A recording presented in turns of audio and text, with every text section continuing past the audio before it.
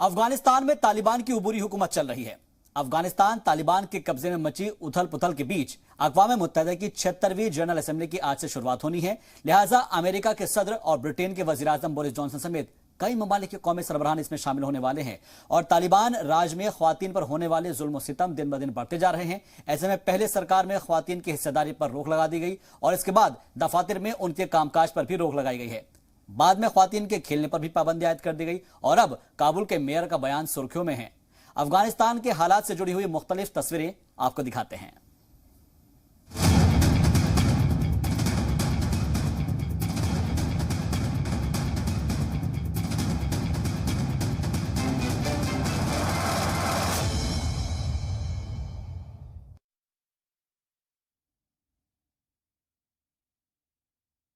अफगानिस्तान तालिबान के कब्जे से मची उथल पुथल के बीच अक़वाम मुत्तहिदा की 76वीं जनरल असेंबली की आज से शुरुआत होगी और अमेरिका के सदर, ब्रिटेन के वजीर आजम बोरिस जॉनसन समेत कई ममालिक के कौमी सरबराहान इसमें शामिल होंगे। साथ ये कहा जा रहा है कि इसमें तमाम चीजों पर गौर व खौज किया जाएगा और ये समझने की कोशिश की जाएगी कि अफगानिस्तान में इस वक्त कैसे हालात है। खासतौर पर अगर हम बात करें तो ख्वातीन के हुकूक के मद्देनजर इस पर बात की जाएगी और उनकी जो कारकर्दगी है उसके ऊपर भी बात करने की कोशिश होगी।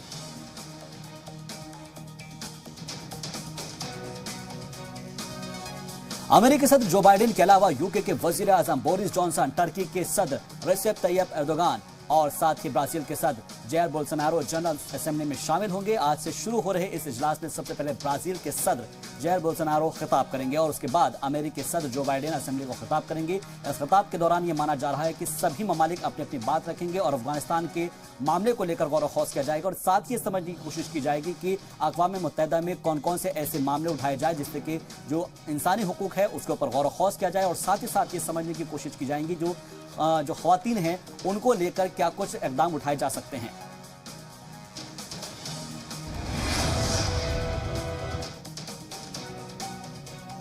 वजीर आजम नरेंद्र मोदी के अमेरिका दौरे के पहले वजीर दिफा राजनाथ सिंह ने अमेरिकी वजीर दिफा लॉयड ऑस्टिन से फोन पर बात की है। दोनों ही ममालिक के दौरान दो तरफा दिफाई ताउन के साथ ही अफगानिस्तान बहरान पर भी चर्चा हुई है। आपको बता दें कि वजीर आजम मोदी अमेरिका जाने वाले हैं और उससे पहले ये बात काफी अहम बताई जा रही है जो कि मुलाकात होनी है उससे पहले फोन पर बात हुई है क्योंकि वजीर दिफा राजनाथ सिंह और अमेरिका के वजीर दिफा लॉयड ऑस्टिन के बीच फोन पर यह बात हुई है और दोनों ही ममालिक दो तरफा दिफाई ताउन के साथ अफगानिस्तान बहरान पर भी चर्चा हुई है ताकि अफगानिस्तान में किस तरह के हालात है उसके ऊपर भी गौर खौज किया गया है और साथ ही साथ अगर आगे भी कोई प्रैक्टिस करनी पड़ती है, जंगी मशक करनी पड़ती है तो उसके लिए दोनों ममालिक तैयार हो सकते हैं।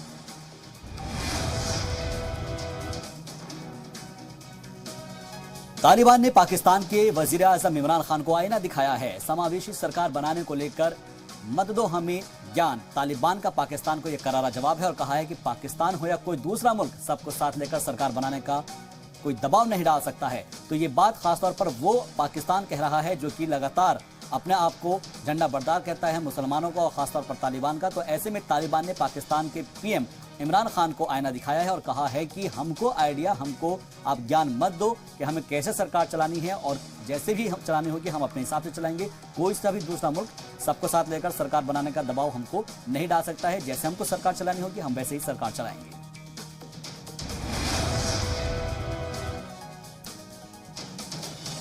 उधर तालिबान के तर्जुमान जबीउल्लाह मुजाहिद ने बड़ा बयान दिया है कि किसी मुल्क को अफगानिस्तान में समावेशी सरकार बनाने के लिए कहने का कोई हक नहीं है। यानी कि जो भी कुछ करना होगा वो तालिबान के जो बाशिंदे हैं वो करेंगे या फिर अफगानिस्तान के बाशिंदे हैं उनके कहने से बात की जाएगी। लेकिन कोई सा भी दूसरा मुल्क इस बात पर हमको लेकर दबाव ना बनाए कि हमको कैसे सरकार बनानी है, कैसे सरकार चलानी है। ये हमारा अपना अंदरूनी मामला है और अंदरूनी फैसला हम ही करेंगे। कोई तीसरा मुल्क इसके अंदर बिल्कुल भी दखल अंदाजी ना करे और इस बात को लेकर खासतौर पर उन्होंने पाकिस्तान को भी आड़े हाथ लिया है।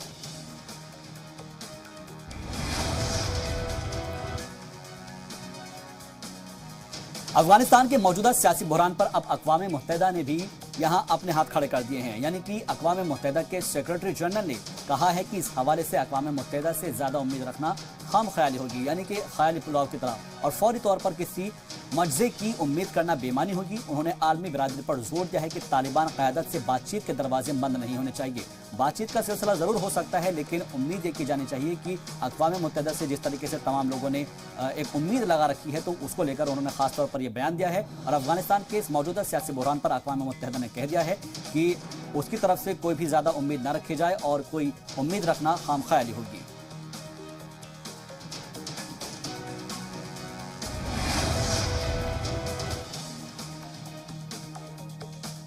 अफगानिस्तान का सियासी मुस्तकबिल क्या होगा और उसे मौजूदा बहरान में कैसे बाहर निकाला जाएगा, ये जानने के लिए तमाम लोग इस वक्त गौर खौज कर रहे हैं। आलमी बिरादरी के लिए सबसे बड़ा ये मसला बना हुआ है, जहां पर अमेरिका और नेटो इत्तेहाद फौज के इनखला के बाद जो भी खला पैदा हुए हैं उसे किस तौर पर पूरा किया जाएगा, इसको लेकर लोगों की नज़र अब अक़वाम मुत्तहिदा पर टिकी हुई है। और अक़वाम मुत्तहिदा क्या फैसला लेगा, इसको लेकर सभी लोग सोच रहे हैं कि आने वाले वक्त में अफगानिस्तान का मुस्तकबिल क्या होना है, क्योंकि आलमी बिरादरी के लिए ये सबसे बड़ा मसला बना हुआ है। वहाँ पर जो तमाम परेशानियाँ हैं उसका मसला हल करना है। साथ ही साथ ये भी समझने की कोशिश करनी होगी कि वहाँ पर जिस तरीके से खाने पीने की जो अशिया है उसको फराहम करना है, लेकिन बिना बातचीत किए ये चीज़ें मुमकिन नहीं हो पाएगी, क्योंकि जब तक आप तालिबान की जो सरकार है उसके साथ रिश्ते दो तरफा जो बातचीत है वो शुरू नहीं होगी, तब तक अफगानिस्तान के जो लोग हैं उनका मुस्तकबिल उसके बारे में सोचना थोड़ा सा पेचीदा होगा। और इसीलिए मौजूदा बहरान से कैसे बाहर निकाला जाए, इसलिए आलमी बिरादरी के लिए ये सबसे बड़ा मसला बना हुआ है।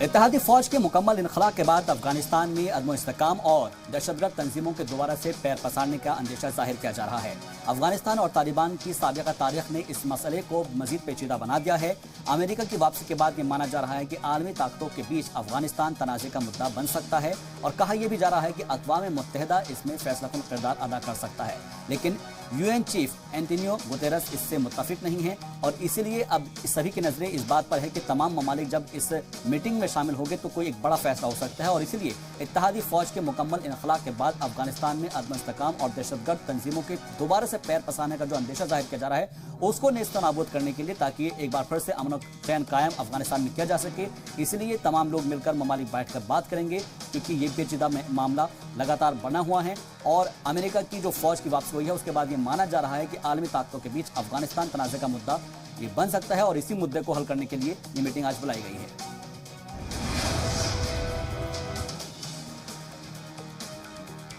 उधर काबुल पर कब्जे और तालिबान की उबूरी हुकूमत की तश्कील के बाद भी अफगानिस्तान का सियासी बहरान कम होता नजर नहीं आ रहा है। मौजूदा अफगानिस्तान इलाकाई सियासत के बालादस्ती का अहम मरकज बन गया है, और पाकिस्तान की मदाखलत, तालिबान का अंदरूनी इख्तलाफ और पंजशीर पर कब्जे के बावजूद नॉर्दर्न अलायंस की मुज़ाहमत सब पर जाहिर है। और इन सब के बीच सबसे बुरी हालत आम अफगान शहरियों की है। उन्हीं अफगान शहरियों के बारे में ये बात की जाएगी कि आखिर उन अफगान शहरियों को कैसे ग़िज़ा फराहम कराई जाए, उनको कैसे रोज़गार के मौके फराहम कराए जाए, क्योंकि ये कहा जा रहा है कि अगर उन तक ग़िज़ा नहीं पहुंची तो आने वाले वक्त में अफगानिस्तान के बाशिंदों के लिए भूखमरी फैल जाएगी। उनको वो जो पूरे लोग हैं वो भूखमरी के कगार पर पहुँच जाएंगे। और इसलिए ये कहा जा रहा है कि चाहे कुछ भी हो गया है, लेकिन बावजूद इसके वहाँ पर जो तालिबान की उबूरी हुकूमत है उसकी तश्कील के बाद भी अफगानिस्तान का जो सियासी बहरान है वो कम होता नजर नहीं आ रहा है, और इसलिए अक़वाम मुत्तहिदा इसके ऊपर बहुत ही संजीदगी के साथ गौर खौज कर रहा है।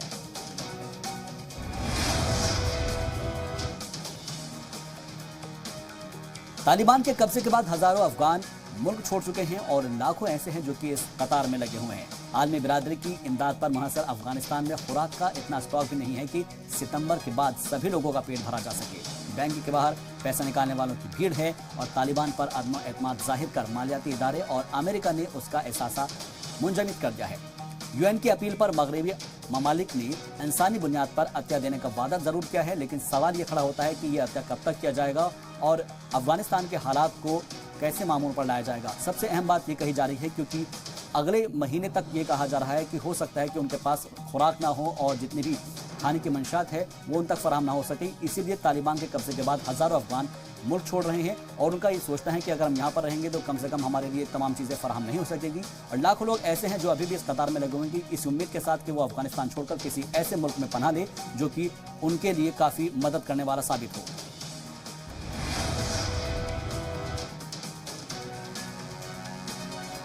आइंदा हफ्ते से अक़वाम मुत्तहिदा का आम इजलास होने जा रहा है। जी हाँ, इजलास में अफगानिस्तान का मुद्दा छाए रहने की उम्मीद है, और यूएन में नुमाइंदगी के अलावा तालिबान हुकूमत वजारत में शामिल वो मेंबरान जिनको अमेरिका और यूएन ने दहशतगर्दों की फहरिस्त में शुमार कर रखा है उससे इसके वो निकालने का मुतालबा वो कर रही है। लेकिन हुकूमत की तश्कील में जिस तरह से तमाम नस्लों और ख्वातीन की नुमाइंदगी की अनदेखी की गई है उससे यूएन और आलमी बिरादरी ने मायूसी का इजहार किया है, और इसलिए ये कहा जा रहा है कि उन लोगों को लेकर भी बातचीत की जाएगी जो कि इस वक्त कैबिनेट के अंदर वजीर ओहदे पर फायज है। तो आइंदा हफ्ते में अक़वाम मुत्तहिदा का आम इजलास होगा और इसी इजलास में अफगानिस्तान का मुद्दा छाया रहने की उम्मीद जाहिर की जा रही है, ताकि जो यूएन में नुमाइंदगी के अलावा तालिबान की हुकूमत हो या फिर वजारत में शामिल वो मेम्बरान जिनको अब तक अमेरिका दहशतगर्द मानता आया है, यूएन जो है दहशतगर्द मानता आया है, वही लोग अगर उस कुर्सी पर फायज है तो फिर आखिर किस तरीके से उनसे बात की जाएगी, ये एक अहम मसला बना हुआ है।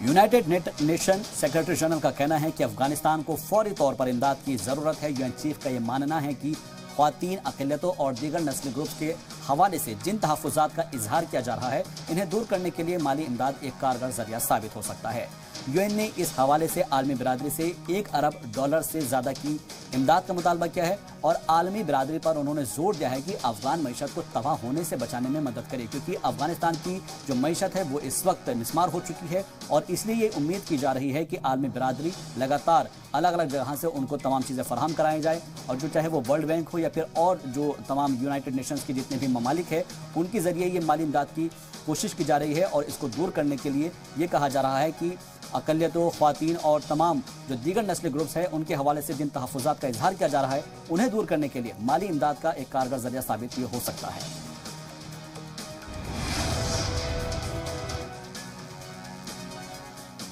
अफगानिस्तान में नई हुकूमत के क़याम को 2 हफ्ते से ज़्यादा का अरसा बीत चुका है, लेकिन आलमी सतह पर अभी भी उसे तस्लीम नहीं किया गया है। यूएन ने तालिबान क़यादत पर वाज़ेह कर दिया है कि अमली तौर पर उसे गैर जानिबदाराना मुज़ाहरा करना होगा और उन्होंने तालिबान हुकूमत पर जोर दिया है कि इमदादी कामकाज में किसी तरह का रखना पैदा ना हो, लिहाजा इसमें किसी के साथ तफरीक और इम्तियाज ना बरती जाए। तो जाहिर तौर पर इसमें सबसे अहम बात यह कही जा रही है कि आलमी बिरादरी जो है वो इसके बारे में क्या सोचती है, क्योंकि अफगानिस्तान में नई हुकूमत के क़याम हुए 2 हफ्ते से ज़्यादा का वक्त बीत चुका है और आलमी सतह पर अभी भी उसको एक्सेप्ट नहीं किया जा रहा है, तस्लीम नहीं किया जा रहा है, क्योंकि जो दहशतगर्दाना एक तरीके से उसको करार दिया गया था और वही लोग अब सत्ता पर काबिज है। तो ऐसे में इक़्तिदार में काबिज होने के बाद यूनाइटेड नेशंस ने तालिबान क़यादत पर वाज़ेह कर दिया है कि अमली तौर पर उसे गैर जानिबदाराना मुज़ाहरा करना होगा, यानी कि उसको इस तरह से अपनी परफॉर्मेंस दिखानी होगी कि वो दहशतगर्दी के खिलाफ है और तब जाकर उसको किस तरह से इमदाद मुहैया कराई जा सकती है।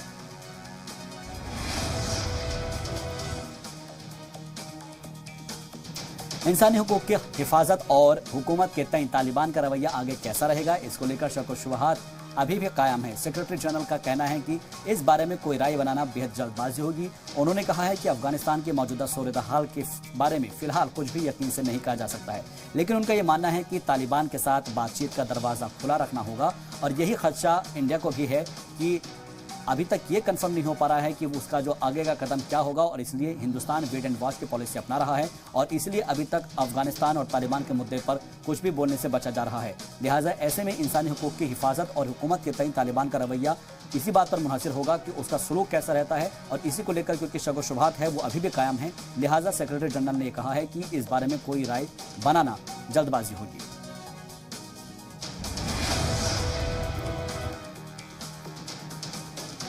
अफगानिस्तान की दारुल हुकूमत काबुल के दुकानदार अब भी ख्वातीन के लिए मगरबी तर्ज पर लिबास बेच रहे हैं और उनका ये कहना है कि दिन ब दिन उनका कारोबार दम तोड़ रहा है। दूसरी तरफ जो दुकानदार औरतों के ट्रेडिशनल लिबास का कारोबार कर रहे हैं उनका कारोबार अच्छा चल रहा है। जाहिर है हुकूमत बदलने के बाद अफगानिस्तान में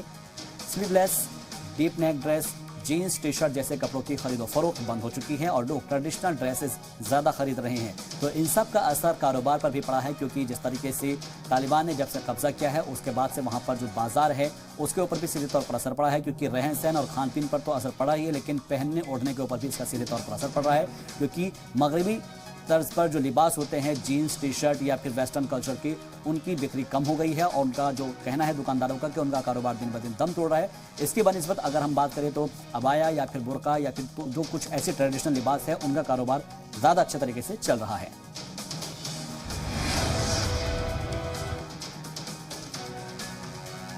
गैर मुल्की फोर्सेस के अफगानिस्तान छोड़ने के 3 हफ्तों के बाद बुश बाजार की रौनक गायब हो गई है।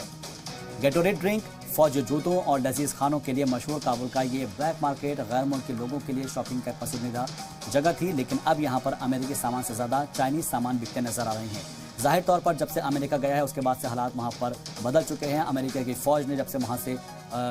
रुख किया है अमेरिका का, तो वहाँ पर जो ये चीज़ें अभी तक बिका करती थी, अब उनकी बिक्री कम हो गई है क्योंकि गैर मुल्की फोर्सेस के अफगानिस्तान छोड़ने के 3 हफ्ते बाद जो बाजार के अंदर रौनक थी, खासतौर पर बुश बाजार के अंदर, वो गायब हो गई है। गेटोरेड ड्रिंक की बात की जाए या फिर फौजी जूतों की बात की जाए या फिर लजीज खानों के लिए ये मशहूर काबुल का ब्लैक मार्केट था जो कि गैर मुल्कियों के लिए काफ़ी मखसूस था और पसंदीदा था, लेकिन अब वहाँ पर जो है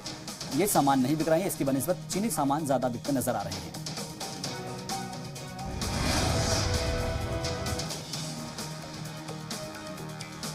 हालांकि जब अमेरिकन अफगानिस्तान में हुआ करते थे तो यहाँ पर दिन भर चहल पहल हुआ करती थी और वो बुश बाजार में काफ़ी खरीदारी करते नजर आते थे, लेकिन अब यहाँ पर मुश्किल से ही कोई अमेरिकी सामान बेचता या फिर खरीदता नजर आएगा। दुकानदारों का कहना है कि ऐसे ज़्यादातर लोग जो कि उनकी दुकानों से खरीदारी किया करते थे, चाहे वो अमेरिकी हो या फिर अफगानी,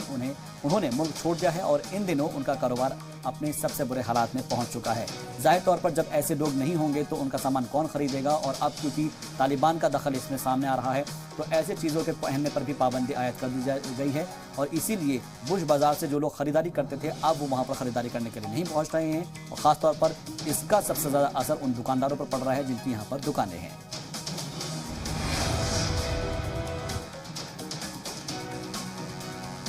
अफगानिस्तान में प्राइमरी स्कूलों के तलबा और तालिबात अपने अपनी क्लासेस में लौट आए हैं, लेकिन सेकेंडरी ग्रेड के तालिबात कब तक स्कूलों में आएंगी, इस हवाले से अभी तक कोई ऐलान नहीं किया गया है। प्राइमरी स्कूलों में भी तालिबात की तादाद बेहद महदूद रही है, लेकिन इन क्लासेस में भी लड़के और लड़कियों के बैठने का अलहदा इंतजाम किया गया था। कुछ स्कूलों में तलबा तालिबात के लिए स्कूलों की टाइमिंग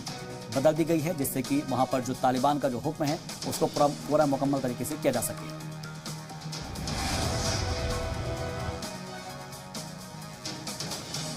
सुबह का वक्त लड़कों के लिए जबकि शाम का वक्त तालिबात के लिए मुख्तस कर दिया गया है। इस तरह से लड़कियों के लिए खातून टीचर हैं और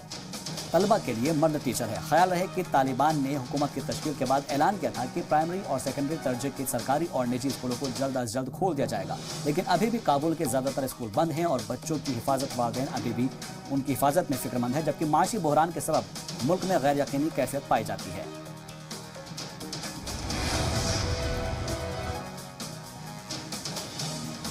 अमेरिका के ड्रोन हमले से बच गए अफगानिस्तान के लोगों ने कहा है कि इस मामले में माफी मांगा जाना काफी नहीं है, जांच कर कसूरवारों को सजा दी जानी चाहिए और इस हमले में 7 बच्चों समेत उनके अहले खाना के 10 मेंबरान भी मारे गए थे।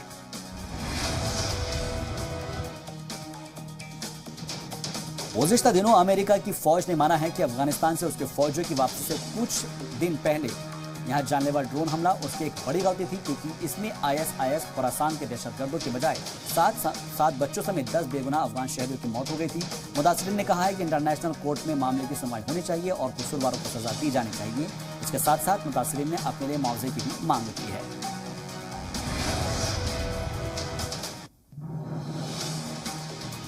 तालिबान हुकूमत में IPL देखना भी बैन कर दिया गया है। अफगानिस्तान में IPL का टेलीकास्ट नहीं किया जाएगा। तालिबान ने कहा है कि इसका कंटेंट इस्लाम मुखालिफ है, लड़कियां इसमें डांस करती हैं।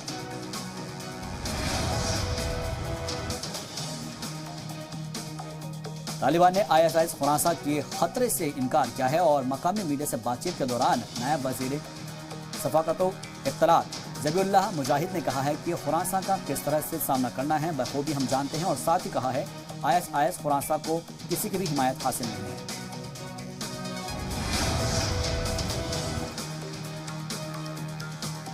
बरोज हफ्ते और इतवार को ISIS खुरासान की जानिब से 2 हमले हुए हैं, जिसके बाद नंगरहार और कुनार सूबे के गवर्नर को बदल दिया गया है। मुजम्मिल साहिब ने नंगरहार और मौलवी कासिम ने कुनार के गवर्नर के ओहदे की जिम्मेदारी संभाली है। बता दें कि नंगरहार के पुलिस चीफ की जिम्मेदारी शेख मोहम्मद साहिब ने संभाली है।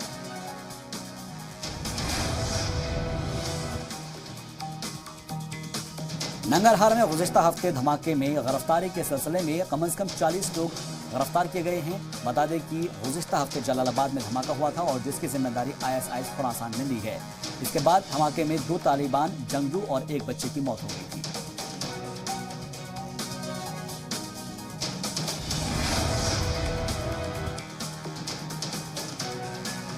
जलालाबाद के नंगरहार में 3 ID धमाके हुए थे। धमाके में 7 लोग हलाक हो गए थे, दर्जनों जख्मी हुए थे। काबुल के धमाकों से दहल चुका था और काबुल में भी 2 लोगों के जख्मी होने की खबर मिली थी।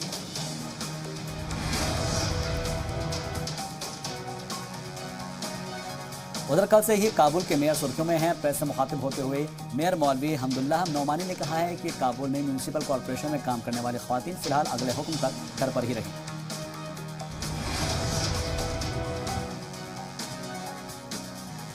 इसके साथ ही काबुल के मेयर ने मजीद कहा कि तालिबान सरकार सिर्फ उन्हीं ख्वातीन को काम करने की इजाजत देंगी जिनको उस नौकरी की जरूरत हो या फिर पहले से दफातर में किसी न किसी ओहदे पर वो फायज रही हों।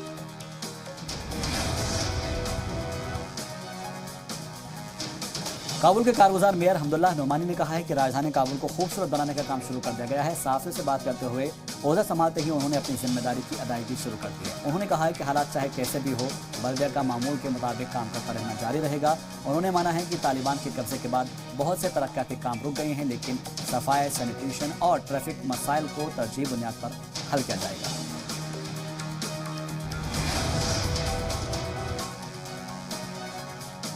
गुज़िश्ता दिनों काबुल बल्दिया ने तमाम तामीरी काम को आइंदा अहकामात तक बंद करने का ऐलान किया है। मेयर का कहना है कि मौजूदा सूरत हाल में शरपसंद अनासर गैर कानूनी तौर पर जमीनों पर कब्जा कर रहे हैं। मेयर ने राजधानी के मुख्तलिफ मकामात पर लगी हुई बैरिकेडिंग को हटाने का ऐलान भी किया है। मेयर ने कहा है कि ट्रैफिक सिस्टम को कारगर बनाने के लिए वस्ती शहर में लगे हुए सभी बैरिकेडिंग को हटाया जाएगा।